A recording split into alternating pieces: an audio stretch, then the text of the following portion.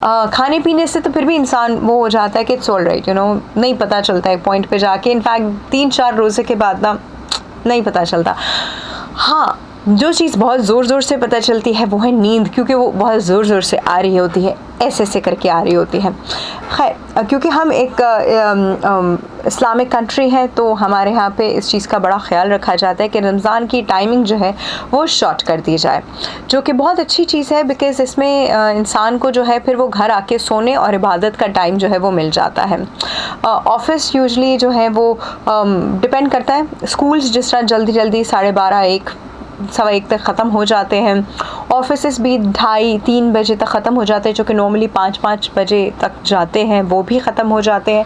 तो इसमें यह होता है कि फिर आप घर आएँ जी, आप आराम से थोड़ा सुकून से लेटें, आंखें बंद करें, इबादत कर लें, या आपको नींद आ रही है बहुत ज़ोर ज़ोर से, तो आप जो है वो देखिए, रमज़ान में तो आप जो भी काम करेंगे वो इबादत में आता है, ठीक है। रमज़ान में आप अगर बीच में आप सो भी गए हैं तो वो सोना भी इबादत में आता है।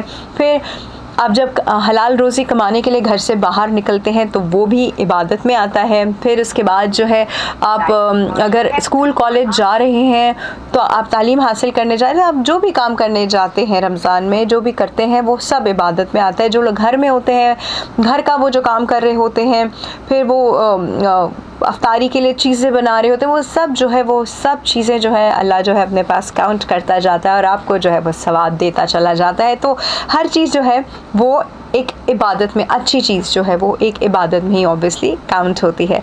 लेकिन एक ये इबादत होती है और एक इबादत ये होती है कि इंसान जो है वो नमाज़ पढ़ रहा है, कुरान शरीफ की तिलावत कर रहा है, या कोई एक्स्ट्रा किसी ने अपने लिए वो होता है ना कि मुझे कुरान शरीफ पूरा रमज़ान में ख़त्म करना है, 1 बार 2 बार 3 बार, वो आपकी कैपेसिटी के ऊपर है। तो इंसान उस हवाले से कोशिश करता है कि वो भी करे। फिर कुछ लोगों ने स्पेशल कुछ अपने वो रखे हुए होते हैं कि मुझे इतनी रकात और पढ़नी है तो मैं ये भी करूँगा, तो ये भी नवाफिल मुझे करने हैं, तो वैसा भी होता है ऑब्वियसली। और फिर इसके बाद जब आपकी अफ्तारी हो जाती है तो फिर तरावी भी होती है, जो कि आपकी एक 20 रकत वाली नमाज है, वो मतलब तरावी जो है वो भी आपको करनी होती है। तो अब वो ये नहीं कि वो मतलब 100% कंपल्सरी है, वो एक ऑप्शनल, एक वैसी एक जिसे कहते हैं ना इबादत है, लेकिन लोग जो हैं वो उसको भी फॉलो करते हैं कुछ, क्योंकि उसमें पूरे कुरान शरीफ ख़त्म हो जाते हैं जी। तो ऑब्वियसली इंसान कोशिश करता है कि वो खुद नहीं पढ़ा तो तरावी जो वो अटेंड करे। लेकिन उसके बीच में जो सबसे ज़्यादा चीज़ आपको फ़ील होती है वो नींद और फटीग है, मतलब थकावट और नींद, ये 2 चीज़ें जो हैं ये आपका साथ जो है वो नहीं छोड़ रही होती। ख़ास तौर पे मैंने देखा है कि बल्कि देखा क्या है, आप लोग सब, हम सभी के साथ ही होता है वो कि हमें ग़नूदगी हो रही होती है, हमें जो है वो अजीब से जो है, एक तो सर में दर्द हो रहा होता है probably because of the things जो जिससे हम एडिक्टेड हैं। दूसरा, जब बॉडी में पानी की कमी हो जाती है, डिहाइड्रेशन हो रही होती है, तो भी इंसान की जो सर में है वो दर्द शुरू हो जाता है। अब जो अफ्तारी में हम एकदम से बहुत ज़्यादा शुगरी चीज़ों का या तली हुई चीज़ों का इंटेक करते हैं, उसके बाद इंसान की तबीयत भारी हो जाती है और फिर उससे तरावी भी नहीं पढ़ी जा रही होती है। तो क्योंकि Ramzan is all about simplicity, तो हर चीज़ को ना सिंप्लिसिटी की तरफ रखें, इंक्लूडिंग या खाना, जिस पे हमने कल भी बड़ी डिटेल में बात की थी। फिर भाई इबादत के लिए अब क्या करें हम, अब क्योंकि आपको अपना टाइम टेबल ऐसा बनाना पड़ेगा बड़ा स्ट्रिक्ट किस्म का ना, कि इस वक्त मैं उठता हूँ तो इस वक्त मेरी सहरी है, तो इस वक्त मैंने नमाज़ पढ़नी है, तो इस वक्त मुझे इस वक्त थोड़ी सी नैप लेनी है, इस वक्त मुझे बाहर काम के लिए निकल जाना है या स्कूल कॉलेज निकल जाना है, इस वक्त जो है वो मुझे वापस आके इतनी देर जो है वो आराम करना है, नैप लेना है, फिर मैंने इस वक्त नमाज़ पढ़नी है, फिर मैंने इस वक्त अफ्तारी की तैयारी करनी है। तो बड़ा आपको ना अपनी चीज़ जो है वो आपको कैलकुलेट करके चलनी पड़ती है, क्योंकि रमज़ान का मकसद ही आपको जो है डिसिप्लिन करना है। तो जब आप इतना डिसिप्लिन अपना टाइम टेबल फॉलो करते हैं तो ऑटोमेटिकली जो है आपकी ज़िंदगी में डिसिप्लिन आना शुरू हो जाता है। और फिर जब आप डिसिप्लिन को फॉलो करने लगते हैं तो अंदर से आपको डिसिप्लिन फॉलो करने की खुशी भी महसूस होना शुरू हो जाती है। फिर जब रमज़ान ख़त्म हो रहा होता है, खैर काफ़ी सैड, बड़ा अफसरदा वो वक्त होता है कि वो जब रमज़ान जा रहा होता है, तो लेकिन वो हमको बहुत सारी चीज़ों के लिए ना ट्रेन करके जाता है। वो हमको हमारी बॉडी को, हमारी बॉडी को, हमारी मेंटल स्ट्रेंथ को वो हर हिसाब से जो है वो हमको ट्रेन करता जा रहा होता है कि इस तरह तुमने जो है आगे के 11 महीने जो है वो तुमने इस तरह गुजारने हैं। तो उसके लिए बड़ा इम्पॉर्टेंट है कि आपको अपना टाइम मैनेज करना आना चाहिए।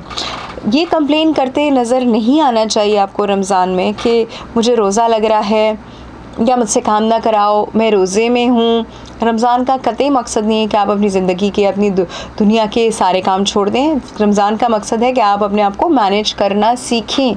ये तो आप एक इस्लामिक कंट्री में हैं तो आपको टाइम का लेवरेज मिला हुआ है। मैं आपको सच बताऊं, वो लोग जो इस्लामिक कंट्रीज़ में नहीं होते वो उनके और इतने लंबे लंबे उनके रोज़े होते हैं, 16-16 घंटे के, 18-18 घंटे के भी रोज़े होते हैं उनके, लेकिन वो रखते हैं। और उसके साथ उनको कोई टाइम, कोई काम में कोई फ्लेक्सिबिलिटी नहीं होती उनका। मतलब ये तो पाकिस्तान में रहते हुए लोगों के पास फ्लेक्सिबिलिटी है, मुस्लिम ममालिक में रहते हुए फ्लेक्सिबिलिटी है, बाहर आपके पास कोई फ्लेक्सिबिलिटी नहीं। अगर आपका काम 5 बजे ख़त्म होता है रोज़ाना, 9 से 5 आपकी जॉब है तो वो 9 से 5 है। उसके बाद आपको घर जाने में 1-1.5 घंटा लगता है, जो कि हर जगह ही यूजुअली लोगों को लगता है, तो वो है। उसमें कोई छूट, कोई रियायत, कोई कुछ नहीं है। तो वो लोग जब वहाँ पे मैनेज कर सकते हैं, इतने लंबे लंबे रोज़े भी रख सकते हैं, तो यहाँ पे रहते हुए क्यों लोग कंप्लेन करते नज़र आते हैं या इस तरह की बात करते नज़र आते हैं कि भाई मुझे काम नहीं दो या मुझसे नहीं हो रहा क्योंकि मेरा रोज़ा है। यू नो, ये एक एक्सक्यूज़ है। आई थिंक ये एक्सक्यूज़ आपको बिल्कुल भी नहीं देना चाहिए। रोज़े का मकसद हरगिज़ ये नहीं है कि आप अपने काम शाम छोड़ के बैठ जाएं और फिर हर दूसरा इंसान आपको, यार प्लीज़ मुझे ये नहीं करो मेरा रोज़ा है, यार मुझे ये काम नहीं बताओ मेरा रोज़ा है। ऐसे नहीं होना चाहिए, ऐसे बिल्कुल भी नहीं होना चाहिए। आप क्या कोई जिता रहे हैं क्या आपने? मतलब इट्स मोर लाइक अल्लाह को आप, खुदा न ख्वास्ता नाउज़ुबिल्लाह, आप अल्लाह को तो नहीं जिता सकते कि मेरा रोज़ा तो अल्लाह ने आपके ऊपर एहसान किया है। अल्लाह ने आप पे एहसान किया है, आपको इतना बड़ा महीना दिया है और आप आगे से जो है वो इस तरह के एक्सक्यूज़ेस नहीं दे सकते। आपको सिर्फ अपने आप को मैनेज करना जो है वो आना चाहिए। जो आपके साथ, जो आपकी हालत है, आपको नींद आ रही है, आपको चक्कर आ रहे हैं, आपके सर में दर्द, सबके साथ हो रहा है। मतलब you not the only one, it's happening with everybody. So please अपने आप को इसके अकॉर्डिंग मैनेज करें। रमज़ान में लोग अपनी डायबिटीज़ ऐसी मैनेज करते हैं, मतलब उनकी जो एलिवेटेड ब्लड शुगर लेवल, जिनकी सारा 11 महीने उनकी जो है वो डायबिटीज़ ऊपर रहती है, उनकी शुगर ऊपर रहती है, वो रमज़ान में अपनी शुगर कैसे मैनेज करते हैं? आपने देखा है कि उन लोगों को कितने डिसिप्लिन हो जाते हैं वो लोग। ब्लड प्रेशर्स नहीं लोगों के बढ़े होते, जो ब्लड प्रेशर के पेशेंट्स होते हैं, जिनकी डायबिटीज़, हाँ अगर वो खाने में एहतियात नहीं करेंगे, पकोड़े, समोसे, तली हुई सारी अशिया, चीनी वाली चीज़ें, ये सब खाएंगे पिएंगे तो ऑब्वियसली फिर तो नहीं होगा ना। लेकिन जब वो अपने आप को डिसिप्लिन करेंगे तो उनकी ये सारी चीज़ें ऑटो कंट्रोल होना शुरू हो जाती हैं। एग्जाम्पल्स हैं हमारे सामने, आपने भी देखी होंगी, मैंने भी देखी है कि किस तरह वो पूरी अपनी उनकी ज़िंदगियाँ जो है वो एकदम से उनको लगता है कि they don't need a medicine any more. Literally लोग जिनकी इंसुलिन पे होते हैं उनकी इंसुलिन छूट जाती है, जो दवाइयों पे होते हैं उनकी दवाइयाँ कम हो जाती हैं क्योंकि ज़रूरत नहीं पड़ रही होती। This is the kind of lifestyle Allah wants us to spend. ये ज़िंदगी अल्लाह चाहता है कि एक इंसान इस तरह की ज़िंदगी आके स्पेंड करे। तो वो ये सब कुछ जो है ये रमज़ान हमें सिखाता है। इबादत का मतलब ये नहीं है कि आप घर के कामकाज छोड़ के बैठ जाएं या आप ऑफ़िस के काम छोड़ के बैठ जाएं कि मुझे तो इबादत करनी है। कहीं से अल्लाह ने आपको ये नहीं कहा कि आप जो है कामकाज छोड़ के बैठ जाएं कि मेरी इबादत का टाइम है। कैसे हो सकता है? काम भी अल्लाह ने कहा इबादत है। अल्लाह ने तो काम को भी इबादत कहा है। रमज़ान में आप जो भी काम करें वो सब इबादत है। तो मैं वो लोग जो ये एक्सक्यूज़ बना के बैठ जाते हैं कि मेरी इबादत का टाइम है तो ये तुम कर लो, ये मैं नहीं कर सकता, या मैं नहीं कर सकती कि मेरी इबादत का टाइम है, तो this is not what Allah wants, to be very honest. तो अगेन अपने आप को प्रॉपरली डिसिप्लिन कीजिए। ये बहाने और एक्सक्यूज़ेस जो हैं इनको आप किसको दे रहे हैं ये बहाने, एक्सक्यूज़? अल्लाह को। He knows it very well. So please. और दूसरा, इबादत का आपने करनी है बिल्कुल करें और करनी भी चाहिए, लेकिन उसका टाइम फिक्स करें। उसका टाइम ऐसे फिक्स करें कि आपको पता हो कि आपने अभी 15 मिनट जो है वो कुरान शरीफ की तिलावत करनी है। पता है आपको, आपने आधे घंटे से पारा पढ़ना है आपको पता है, आपने इतने नवाफिल जो हैं वो कोई एक्स्ट्रा पढ़ने हैं, आपने उसके लिए अपने आप को 15 मिनट 20 मिनट एक्स्ट्रा दिए हैं, वो आपके टाइम टेबल का पार्ट होना चाहिए। उनकी इबादत का टाइम जो है, आपकी इबादत का टाइम फिक्स होना चाहिए। ये नहीं कि ज़रा सा काम आता नज़र आया तो फ़ौरन से literally I have seen people काम आता नज़र आता है फ़ौरन से सिपारा खोल के बिकॉज़ उनको लगता है कि काम आ रहा है जी उनके तो यू सी, ये आप किसके लिए कि ये किसके साथ कर रहे हैं आप, मतलब खालिक के कायनात के साथ आप ये कर रहे हैं। आप उस वक्त तो शायद उस काम से बच जाएंगे, लेकिन जिसने एक्चुअली में आपको आपकी नीयत के ऊपर जो है, नीयत के ऊपर जिसने आपको सारा गुनाह और सवाब देना है, वो क्या करेगा आपके साथ, तो again it's very important to fix your अपने साथ आप कितने ईमानदार हैं, क्योंकि ये एक्चुअली आप खुद देखें,